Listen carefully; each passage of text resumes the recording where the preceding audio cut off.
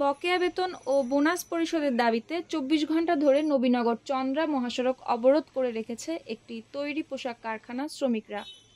দীর্ঘ ২৪ ঘণ্টা যান চলাচল বন্ধ থাকায় মহাসড়কের উভয় পাশে দীর্ঘ যানজটের সৃষ্টি হয়েছে। আর চরম ভোগান্তিতে পড়েছে ওই মহাসড়ক দিয়ে চলাচলরত মানুষজন। মঙ্গলবার সকাল ৯টায় এ চিত্র দেখা গেছে।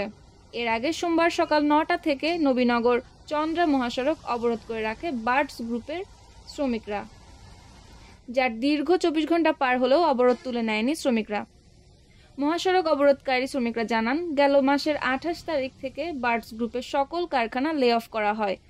শ্রমিক ও কর্মচারীদের বেতন সেপ্টেম্বর মাসের ১০ তারিখে এবং সার্ভিস বেনিফিট সহ ক্ষতিপূরণ গতকাল ৩০ সেপ্টেম্বর দেওয়ার কথা ছিল।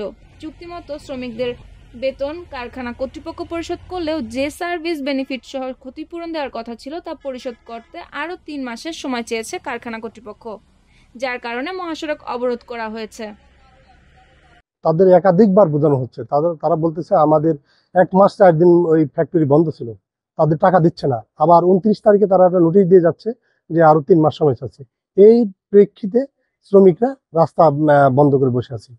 আমরা মালিক কর্তৃপক্ষ এবং ওই গার্মেন্টস শ্রমিকদের সাথে কথা বলতেছি, যে কোনো সময় এই যানজট যেটা যারা রাস্তা ব্যারিকেড দিয়ে বসে আছে তাদের সাথে সমঝোতার মাধ্যমে তাদেরকে এই রাস্তা থেকে উদ্ধার করার জন্য পরিকল্পনা নিয়েছে এবং যৌথ বাহিনী এবং সেনাবাহিনী, পুলিশ সবাই একসাথে কাজ করতেছে।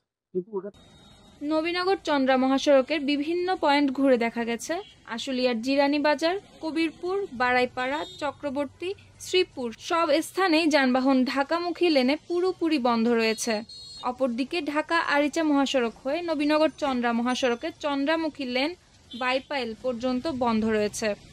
গেল ২৪ ঘণ্টা ধরেই যানবাহন থেমে রয়েছে বলে জানা গেছে। এ ব্যাপারে দায়িত্বশীল কোনো কর্মকর্তার বক্তব্য চেষ্টা করেও পাওয়া যায়নি। নিউজ ডেস্ক, সুপ্তি রায়, ভোরের আকাশ।